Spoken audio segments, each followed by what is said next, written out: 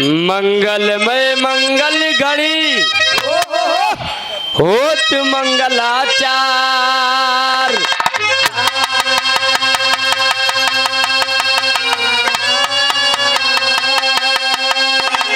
मंगल ही मंगलमय गुरु राम कैला।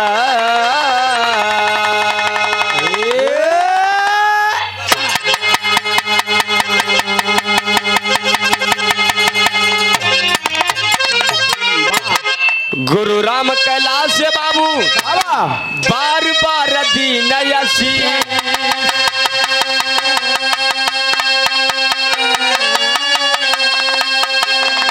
बरबदू खुशी रहे रजियहू ला के भरे।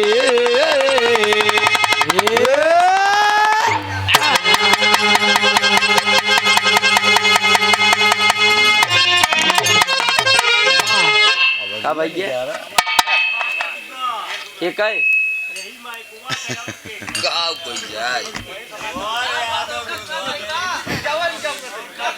दोनों होरी बढ़िया मलाई बैठी आज भैया। अब फाटत बाद का करी भैया हम तो फाट जाए। राम मिलान जोड़ी एक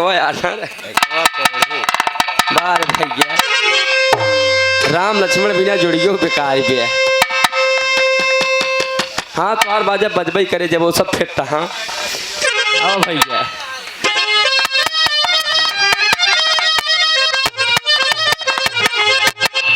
तो राम नाम की लूट है ए बाबू लूट सको तो लूट अंतकाल पछताएगा। जब प्राण जाएंगे तो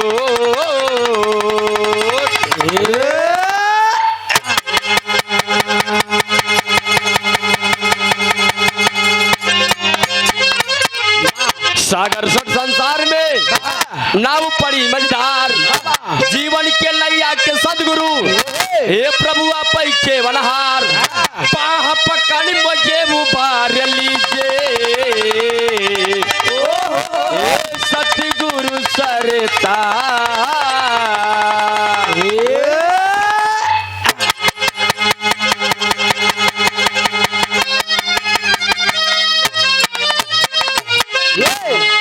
सर्वप्रथम ऐतिहासिक पावन धरती को बार बार नमन अभिनंदन वंदन करते हुए बाबा साउंड में देख कराए तो आराम हो जाए खटबे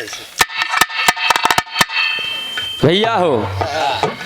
आज ही बड़ा खुशी के बात बा कि परसों बारात गए कल लौट के आई। आज बहु भोज है प्रीत भोज है भैया हो। आज बड़ा खुशी के बाद बा रातिन दुई भी रहा भाई कहीं थोड़ के मनोरंजन हो जाए भैया कहीं थोड़ के मनोरंजन हो जाए। ये बिना हमारे चाचा जौन बा दो भी रहा गहन एक गावे वाला एक गावे वाली। गावे वाली गाय दीन गावे वाले नंबर बा।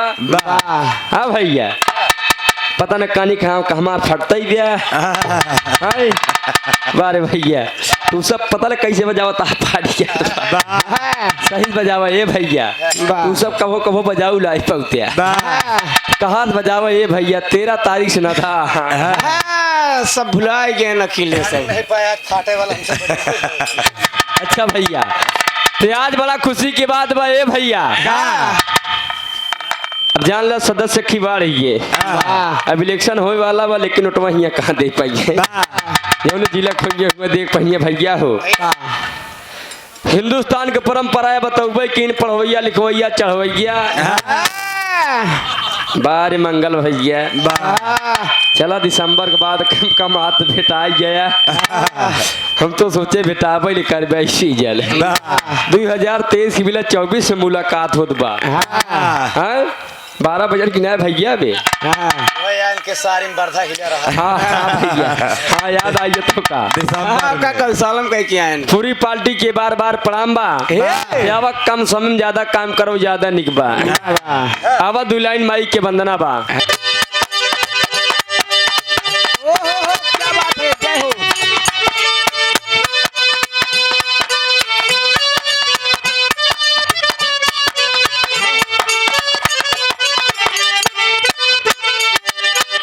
माई के वंदना से गायिका जी के तरफ से सुना सैया जाड़ा में गौना करती रजाई लेखा काम आई थी काम ऐती भैया हो जरूरी आज जब ठंडी लागत बे ओढ़े थइये दुल्हन हाँ गर्मियों में चढ़ा बा ए भैया यार लेकिन यारी माई के वंदना बा माई के वंदना से पहले एक लाइन तर्ज बा ई मौसम बड़ा आशिकाना बा ए भैया हाय, हाय, यार हाय। ई मास्टर भैया संकेत करत हन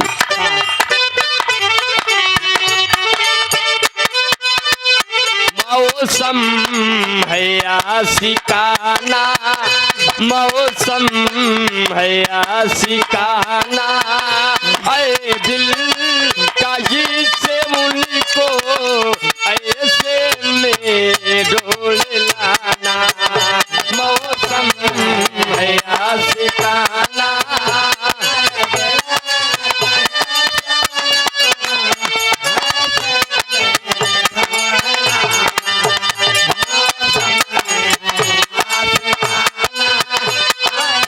अरे भैया बा ए भैया ई चटनी अचार सलाद है अगर भोजन करत समय मिलिया दाल चाउर दो चार कवर जरूर खवावत है हाँ। लेकिन भक्त माई के दरबार में माता टेक के फरियाद का करत बा ई वाला चाय ना पीतन भैया हो ऐसा मंगल भैया के बोलावा तब मजा आए भाव में कहना बा भक्त माई के दरबार में फरियाद का करत बा भैया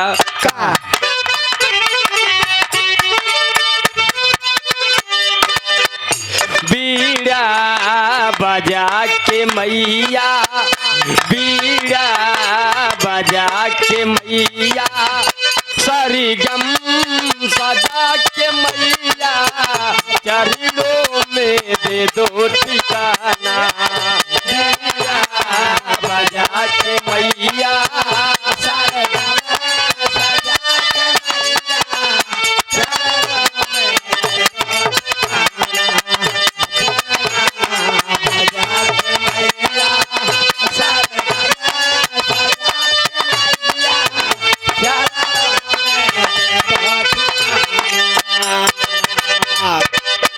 बीड़ा बजा के मैया सरगम सजा के मैया चरणों में दे दो ठिकाना भक्त माई के दरबार में पहले बंदने संकेत क्या करत बा भैया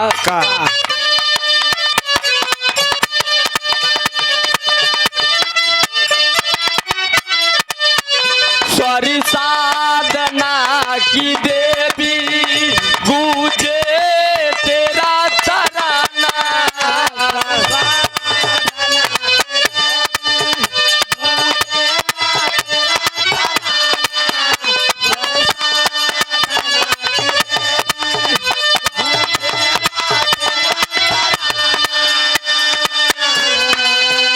अरमान दिल में मेरे अरमान दिल में मेरे बाबा आ चल का छाव पाना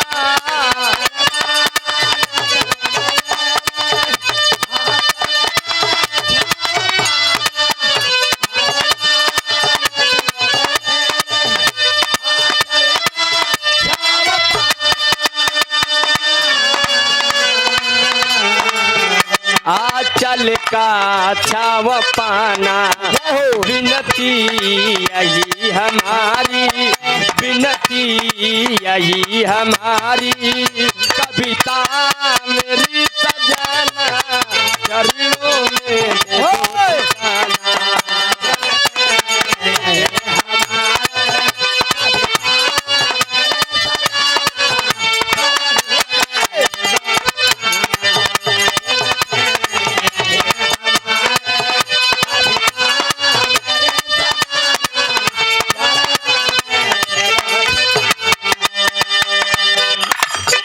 भैया हो भक्त माई के दरबार में बतावत बा ए माई बाबा आब के बिना पूरा दुनिया ही सोना लागत बा जहाँ यजोर बा हूँ अनियार लागत बा आय हाय कहे महतारी आई के यजोर करा बाबा आगे का कहा दे मास्टर भैया का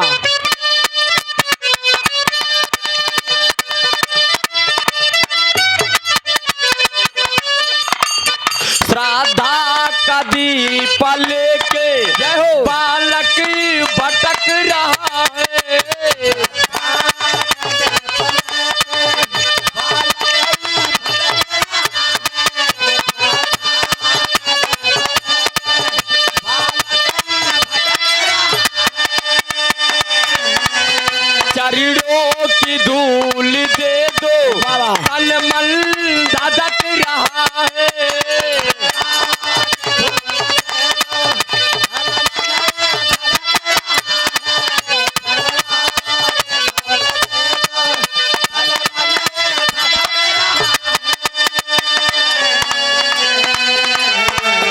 तन मन धधक रहा है, आशा बनी निराशा, आशा बनी निराशा, बिगड़ी मेरी बनाना, चरणों में दे दो ठिकाना, आशा बनी निराशा।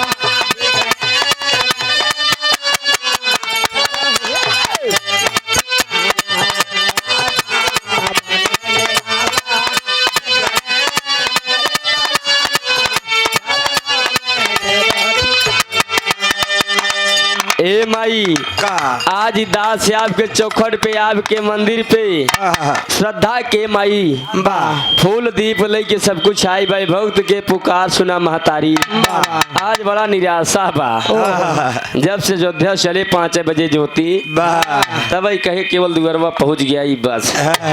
हाँ गावे बहुत ज्यादा मननाई गया भैया हो। हाँ ते भैया हम कहे चला ज्योति यहाँ समरिया है ये कितना चल रहा बया मेहरारू झगड़ा करा थी, पता लग आधा घंटा झगड़ा ना कि पानी पी पी कर गया भैया हो गटई बैठ गए 15 मिनट में। अब जे 12-13 तारीख से चला था कितना चल रही है। हाँ भैया आवा कहला का बजागे भक्त बतावत मास्टर भैया।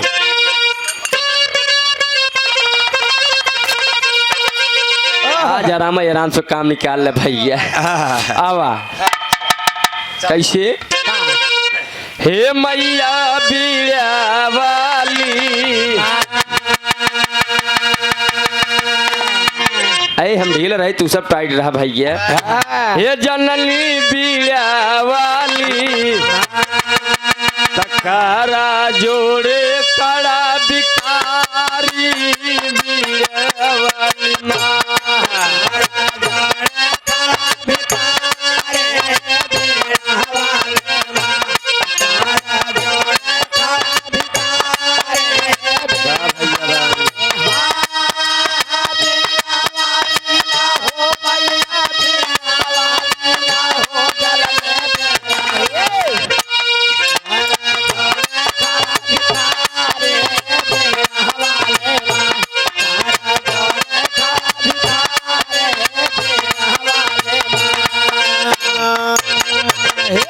भक्त फरियाद का करत बा ए भैया यार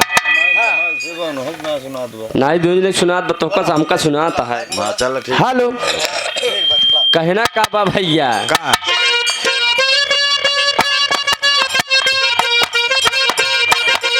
खप्पर वाली माँ जगदम्बा तोर सहारे गाए थे, गौरी गणपति माँ जगदम्बा जगत तारनी माए थे, गणन गणन घंटा मंदिर हम सुबह शाम गराए थे, 34 सगु जय रामचंद्र का चंद्र शीश झुकाई दी।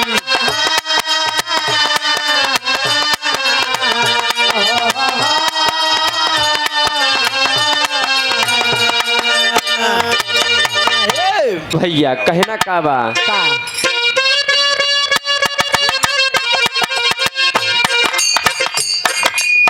कहे जितना देवी देवता हा सबके लौट के भैया सबको आज यहाँ चलाया बा, जे न्योता पाए ओनहु जे ना पाए हा चला आवा दुआरे हारजी लगाइया। कहना का बा भैया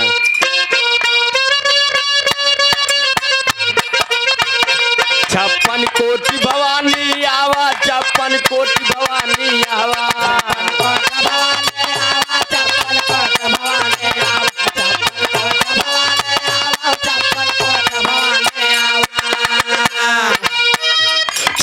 कोटि भवानी आवा, ज्वाला देवी नाम कहावा, जट से लैयावा भुजाली बीड़ा वाली।